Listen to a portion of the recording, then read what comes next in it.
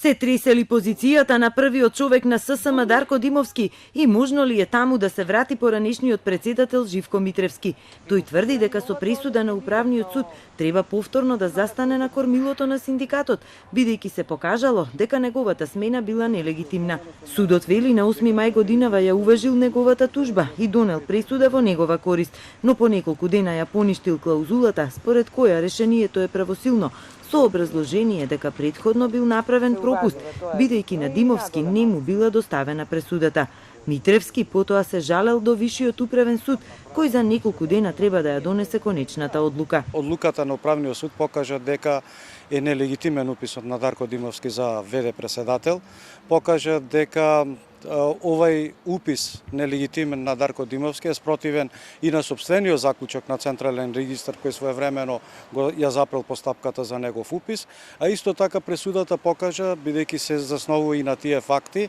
дека уписот на Дарко Димовски е спротивен и на наредбата на јавниот обвинител, каде што се забранува негов упис заради основани сомневања дека се извршени повеќе кривични дела заради промената на легитимно избраниот председател Митревски на 19-тиот конгрес, и тоа фалсификување на исправи,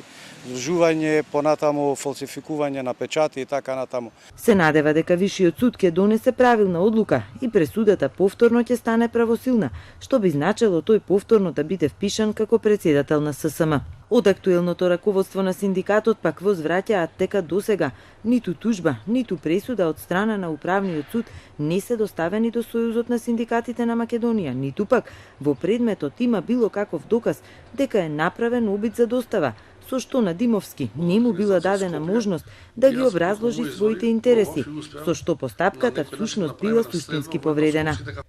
Тужбата во наведениот предмет пред управниот суд се води за сосема друга ситуација и исходот од овој спор никако не може во иднина да влијае на легитимитетот на изборот на Дарко Димовски за председател на ССМ, поради тоа што уписот на овластено лице, председател на ССМ, е направен согласно решение на Централен регистар, против кое не се води никаква постапка. Дополнително, никој не води било каква постапка, со која се оспорува во нредниот конгрес на ССМ, кој беше спроведен врз основа на одлуки на органите и телата на ССМ и во согласност со статутот на синдикатот. Од управниот суд за Телма велат дека постапката не е завршена и треба да се почека на одлука на Вишиот управен суд. Пред 2 години смената на челната позиција во ССМ помина со големи тензии, скршени стакла и асистенција на полицијата.